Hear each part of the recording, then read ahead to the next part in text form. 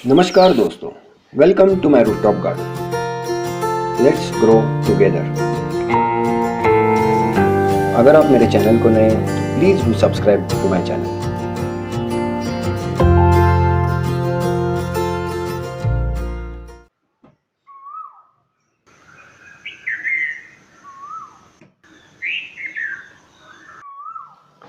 नमस्कार दोस्तों, welcome to my rooftop garden. आज का टॉपिक है नींबू।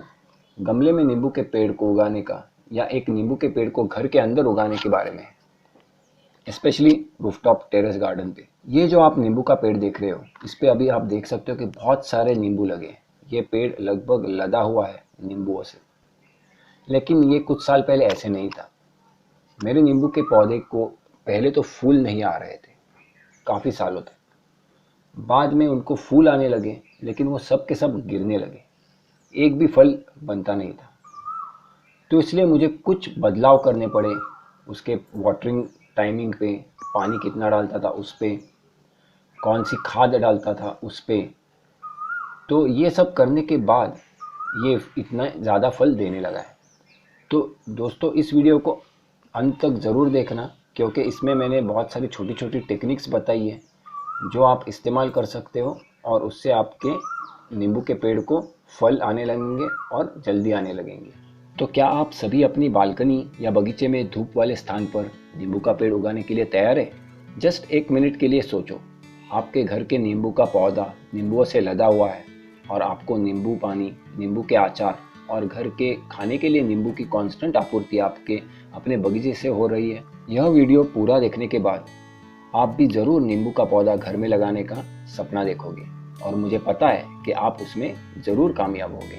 इस वीडियो में मैं आपको नींबू का प्लांट सिलेक्शन, उसको कैसी मिट्टी लगती है, उसको कितनी धूप लगती है, उसको कितना पानी लगता है, कब पानी देना चाहिए, कब पानी नहीं देना चाहिए, और नींबू के पौधे को खाद कौन सी देनी पड़ती है, कौन सा रोग लगता है, इसके बारे में मैं डिटेल में बताने वाला हूँ। तो इस वीडियो को अंत तक ज़रूर देखना। तो पहले तो चालू करते हैं नींबू के पौधे के अलग अलग प्रकारों से। मेरे हिसाब से नींबू के 20 से भी ज़्यादा किस्में होती हैं जो मेरे पढ़ने में आया है। कुछ तो संतरे के आकार के भी होते हैं। मेरे बगीचे में 2 वैरायटीज़ है। एक है ये, जिससे शायद से नेपाली राउंड किस्म है। ये वही किस्म है जो हमें ज़्यादातर बाज़ार में मिलता है, एटलीस्ट यहाँ महाराष्ट्र में। तो ये दूसरी किस्म है। इसका नींबू थोड़ा बड़ा होता है और ये गोल नहीं होता, थोड़ा एंड में चोंच के जैसा होता है। इसका अगर स्मेल की बात करूं तो वो भी अलग है पहले वाले से। इसकी सुगंध अगर मैं कंपेयर करूं तो लिरिल साबुन की महक जैसी रहती है, वैसा ही इसका महक है। टेरेस गार्डन में या फिर गमले में अगर आप नींबू का प्लांट लगाने का सोच रहे हो तो हमेशा ग्राफ्टेड या कलमी वाला पौधा ही लेना। कलमी वाला पौधा यानी बेस का एक नया वाला पौधा रहता है, जिसकी उम्र ज़्यादा नहीं रहती, कुछ महीनों की रहती है, या फिर 6 महीना 1 साल की रहती है, और उसके ऊपर एक पुराने वाला प्लांट की डाली उस पर लगाई जाती है, जिस वजह से जेनेटिकली उस पौधे को लगता है कि उसकी उम्र भी जो मदर प्लांट है उसकी इतनी ही है, जिस वजह से वो बहुत जल्दी फल देने लगता है। तो हमेशा याद रखना, आप ग्राफ्टेड वाले पौधे को ही प्रेफर करना। ये बड़ा वाला जो मेरा पौधा है वो ग्राफ्टेड नहीं है, इस वजह से इसको 4 से 5 साल लगे पहली बार फूल आने को। हालांकि ये वाला जो दूसरा वाला पौधा है ये लगभग 2 साल में ही फूल और फल देने लगा। तो अब मिट्टी के बारे में बात करते हैं। यहाँ पर मैंने कोकोपीट और पत्ते का मिक्सचर डाला है मिट्टी के रूप में। मिट्टी बहुत ही कम है, नारियल के छिलके भी थोड़े बहुत डाले हैं। तो अब हम बेड और गमले की बात करते हैं। बेड की बात करोगे तो ये लगभग 12 इंच हाइट का और लगभग 2 फीट गोल बेड है। इसमें मिट्टी लेकिन सिर्फ 8 इंच तक ही है। फल और फूलों के पौधे को आप टेरेस गार्डन पे लगा रहे हो तो उसको विड्थ में ज़्यादा जगह चाहिए। डेप्थ में तो मिलेगा ही नहीं, लेकिन विड्थ में जितनी ज़्यादा आप दे सकते हो उतनी उसके लिए अच्छा रहेगा। अगर गमले की बात करोगे तो ये 2 फीट बाय 1 फीट वाइड गमला है।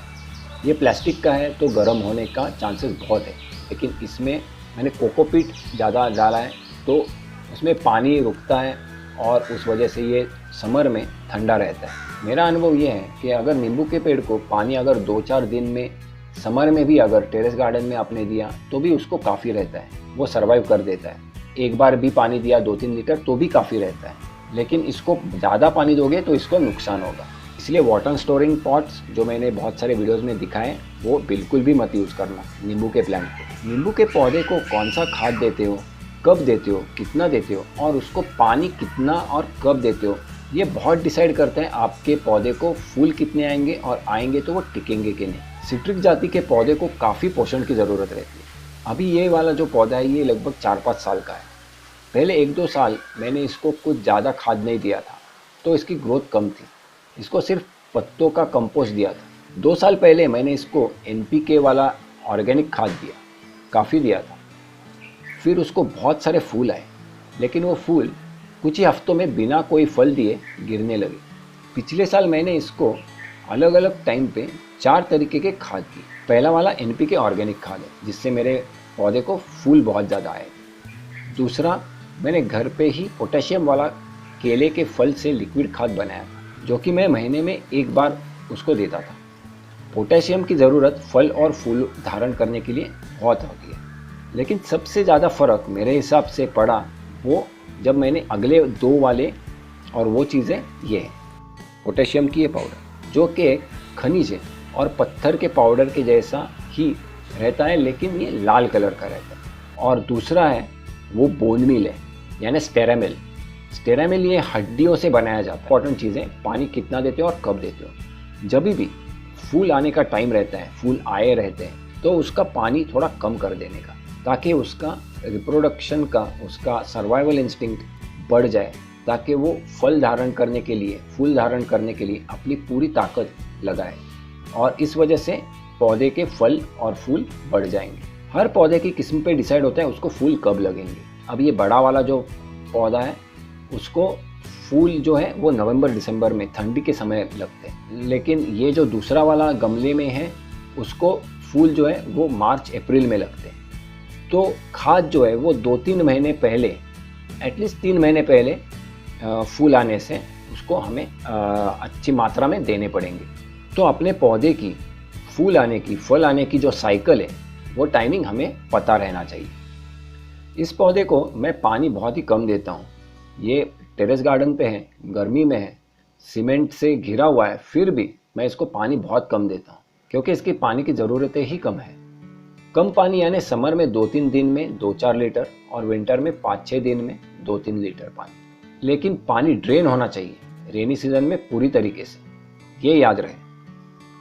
नींबू के पौधे को कौन से रोग लगते हैं, ये मैं पिछले 5-6 साल का जो मेरा अनुभव है उसके ऊपर मैं बता रहा हूँ। इसको मैंने बहुत कम रोग लगते हुए देखा है, लेकिन जो भी लगे वो मैं यहाँ पे आप बता रहा हूँ। पहले तो है लीफ माइनर। सबसे ज़्यादा लीफ माइनर का प्रादुर्भाव देखा गया है। ये छोटा मॉथ जैसा कीड़ा रहता है जो पत्ते को नीचे अंडे देता है। ये पत्तों को उसकी 2 परतों के बीच रहकर खाता है और यहाँ पर ही पूरी जिंदगी एक ही पत्ते में गुजारता है।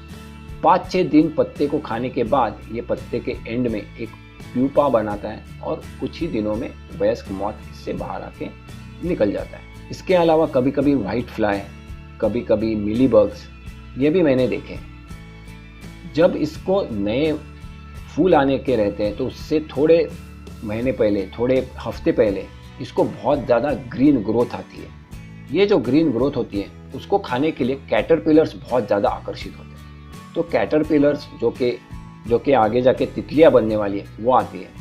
तो मैं उनको मारता नहीं, लेकिन श्योरली उसको अगर मैंने पौधे पे रखा तो वो पौधे को पूरा खा जाएंगे। तो मैं उनको उठा के नज़दीक वाले बड़े वाले पेड़ पे छोड़ देता हूँ। तो दोस्तों ये है मेरे नींबू के पौधे की पूरी कहानी। अगर आपको ये वाला वीडियो अच्छा लगा हो तो प्लीज़ इसको लाइक और शेयर करना, और अगर आप मेरे चैनल को नए हो तो please subscribe to my channel. तो until next video, happy gardening.